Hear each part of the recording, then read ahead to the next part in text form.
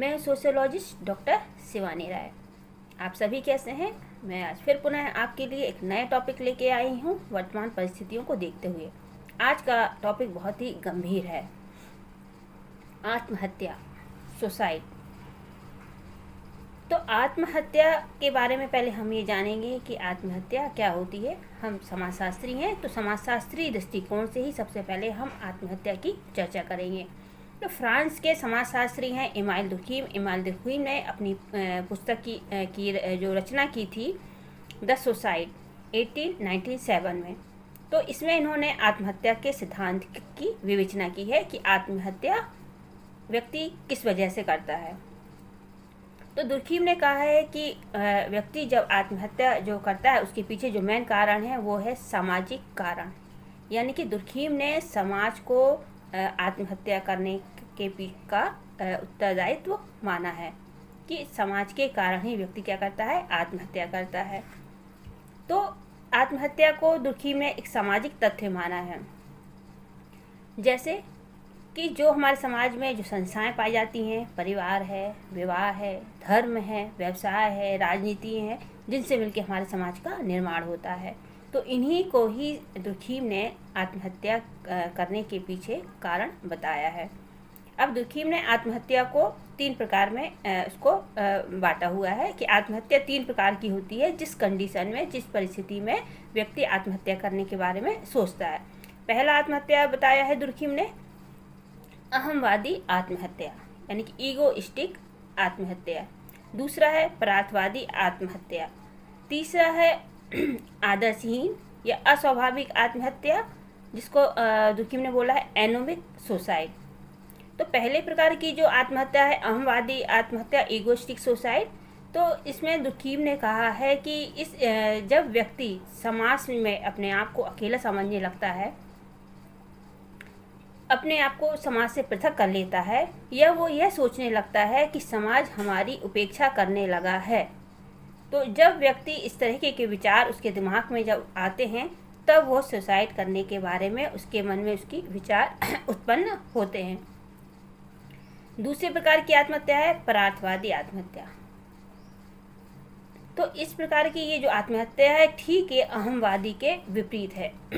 इसमें व्यक्ति अपनी इच्छा, अपना स्वार्थ सब कुछ भूल के ये पूरा समाज के ऊपर जो व्यक्ति होता है, पूरे समाज को अपने आप को सौंप देता है कि समाज के लिए ही वो क्या करता है, आत्महत्या करता है। स्वयं की इच्छा का वो त्याग कर देता है।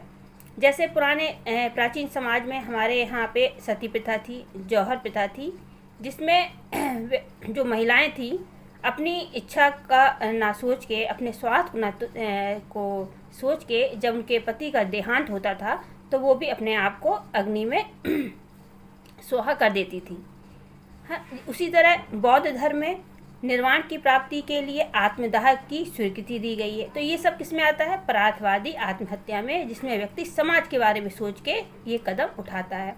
तीसरा है आदर्श विहीन आत्महत्या, अस्वाभाविक आत्महत्या, एनोमिक आत्महत्या।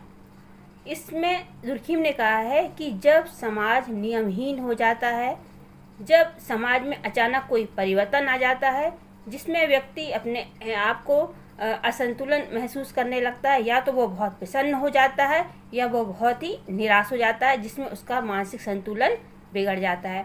ऐसी स्थिति में भी व्यक्ति क्या करने लगता है, उसके दिमाग में क्या विचारधारा आने लगती है, आत्महत्या की विचारधारा आने लगती है।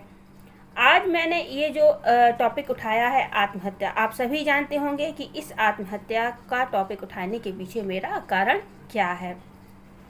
कल की जो घटना हुई है, जो फिल्म स्टार है सुशांत सिंह राजपूत, तो आप समझ सकते हैं कि ये मैंने आत्महत्या का जो सिद्धांत, जो टॉपिक आज उठाया है वो क्यों उठाया है। यदि हम सुशांत सिंह राजपूत के आत्महत्या के कारणों के यदि हम बारे में जानने की कोशिश करें कि आत्महत्या क्यों की गई, समाजशास्त्री दृष्टिकोण से यदि हम बात करते हैं, तो कोई भी जो घटना घटित होती है, कोई भी घटना समाज में अचानक घटित नहीं होती, और जितनी भी जो घटनाएं घटित होती हैं उसके पीछे कभी भी कोई एक कारण उत्तरदायी नहीं होता है, कई कारण उत्तरदायी होते हैं। तो यदि हम बात करते हैं समाजशास्त्री दृष्टिकोण से, तो अभी हम निष्कर्ष पे तो अपन पहुंच नहीं सकते, क्योंकि अभी किसी को नहीं पता कि आत्महत्या क्यों हुई है। लेकिन हाइपोथेसिस के आधार पर हमको एक मार्ग प्रशस्त हो जाता है कि क्या वजह हो सकती है आत्महत्या करने की। तो चलिए हम देखते हैं कि समाजशास्त्री दृष्टिकोण क्या कहता है कि आत्महत्या की कौन कौन सी वजह हो सकती है या कौन कौन से कारण हो सकते हैं। पहली वजह तो ये कि हो सकता है कि बहुत पहले से तनाव में हो, व्यक्ति बहुत पहले से तनाव में हो, सुशांत सिंह राजपूत, और जो ये तनाव की जो चरम सीमा थी इस लॉकडाउन में वो सबसे ऊपर आ गई होगी, और इस लॉकडाउन ने ही आग में घी डालने का काम किया होगा। और जब व्यक्ति तनाव में रहता है, जब चरम सीमा उसकी हो जाती है, और जब व्यक्ति अपने परिवार से, अपने मित्र समूह से जब उस चीज़ को वो शेयर नहीं करता है, तब वह आत्महत्या करने के बारे में उसके दिमाग में विचार आता है। तो कहने का तात्पर्य ये है कि व्यक्ति यदि तनाव में है, उसे कोई समस्या है, और यदि वह किसी को बता नहीं रहा है, अपने परिवार को नहीं बता रहा है, अपने मित्र समूह को नहीं बता रहा है, तो ये कंडीशन उत्पन्न होती है आत्महत्या करने की, जब व्यक्ति अपने आप को समाज से अलग समझने लगता है या स्वयं ही अलग हो जाता है। जब व्यक्ति का जो सामाजिक समूह होता है उसमें उसका परिवार भी आ जाएगा, उसका मित्र समूह भी आ जाएगा। यदि उसका सामाजिक समूह कमज़ोर है, संगठित नहीं है, असंगठित है, कमज़ोर है, तब भी आत्महत्या के बारे में व्यक्ति कदम उठाता है, क्योंकि उसे पता है कि यदि हमने अपनी समस्या सामने वाले को यदि हमने रखी तो हो सकता है उसका हमें नकारात्मक ही रिजल्ट प्राप्त होने वाला है, और जो बताने का कोई फ़ायदा नहीं है। तो व्यक्ति उसमें यूनिटी कम होने के कारण, सामाजिक एकता कम होने के कारण अपनी बात को शेयर नहीं करता। दूसरा कारण यदि हम देखें कि आत्महत्या के दूसरा कारण क्या हो सकता है, तो जब व्यक्ति आत्महत्या, जब उसके दिमाग में जब ये बात आती है, तो जब व्यक्ति अपने दम पर, अपनी योग्यता के आधार पर अपने पुराने मित्र समूहों को छोड़ के जब वो आगे बढ़ता है, ऊंचाइयों पर पहुंचता है और पहुंच भी जाता है, और उस समय जब उसके सामने कभी कोई विपरीत परिस्थिति ऐसी आती है जिसके बारे में उसने स्वयं भी कल्पना ना की हो, तो जब कल्पना ना की होती है तब भी वो उस समस्या को वो पार नहीं कर पाता है। तो तब भी व्यक्ति क्या करता है, आत्महत्या के बारे में उसके दिमाग में उसका विषय आने लगता है कि आत्महत्या, क्योंकि उसे पता है कि यदि उसने इतना नाम कमा लिया होता है, अपनी पहचान बना ली होती है कि वो भी स्वयं नहीं सोच पाता है कि समाज उसके बारे में, सोसाइटी उसके बारे में क्या कहेगी, क्या सोचेगी। तो उसको एक अंतिम रिजल्ट के रूप में यही सामने आता है कि आत्महत्या, उसके सिवा उसे कोई और चीज़ दिखाई नहीं देती। और तीसरा कारण ये हो सकता है कि जब व्यक्ति आत्महत्या जब उसके दिमाग में आती है, तो उस समय उसके पास जो कुछ भी रहता है, उसकी सोच जो रहती है, स्वयं की समझ रहती है, परवरिश रहते हैं, संस्कार रहते हैं, तो ये सब कुछ काम करना बंद हो जाता है। और जब व्यक्ति आत्महत्या के बारे में जब सोचता होगा, तो मुझे ऐसा लगता है कि व्यक्ति की जो सारी समझ है, सोच है, सब कुछ निरर्थक हो जाती होगी जब व्यक्ति ये कदम उठाता होगा। तो समाजशास्त्री दृष्टिकोण से हम यदि बात करते हैं, सिर्फ अभी हाइपोथेसिस हम कह सकते हैं कि ये कौन से कारण हो सकते हैं आत्महत्या करने के। तो जब एक 34 वर्ष का युवा जब इस सुसाइड के बारे में जब सोचता है, तो हमारे सामने कई सवाल खड़े हो जाते हैं कि एक ऐसा व्यक्ति जिसके पास आर्थिक रूप से संपन्न है, ऊंचाइयों पर पहुंच जाता है, सब कुछ होने के बाद भी ऐसा कौन सा कारण हो सकता है कि व्यक्ति सुसाइड करने के बारे में सोचता है। ये एक गंभीर विषय है, क्योंकि इसका प्रभाव हमारे पूरे समाज पर ही नकारात्मक प्रभाव इसका पड़ा है, क्योंकि जो हमारी युवा पीढ़ी है या अन्य लोग जो ग्रस्त रहते हैं, मानसिक रूप से ग्रस्त रहते हैं, तो उनके ऊपर ये बहुत ही नकारात्मक प्रभाव पड़ने वाला है।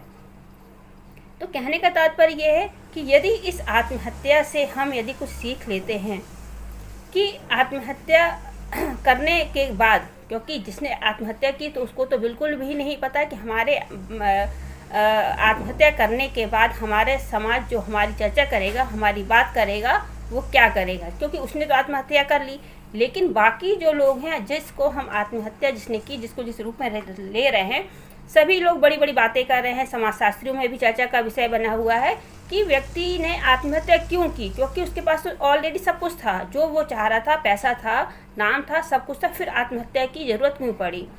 तो बहुत सी आज भी हमारे समाज में ऐसी समस्याएं उत्पन्न होती हैं जिसे व्यक्ति या तो वो शेयर नहीं करता है ना, या फिर उस समस्या का जो जन्म हुआ होगा, उस समस्या की जो उत्पत्ति हुई होगी, तो व्यक्ति ही उस समस्या की उत्पत्ति का कारण होगा, उसमें किसी और की वजह नहीं होगी। तो जब व्यक्ति अपने आप को दोषी समझने लगता है, भले उसके पास पैसा हो, नाम हो, सब कुछ है, तो इंसान ही सामाजिक प्राणी ही है, लेकिन जब व्यक्ति स्वयं उस समस्या के उत्पन्न होने के पीछे अपने आप को उत्तरदायी समझता है या उत्तरदायी होता भी होगा, तो उसके पास किसी दूसरी वजह उसके पास रही ही नहीं जाती होगी कि इस समस्या से हम कैसे मुक्ति प्राप्त करें।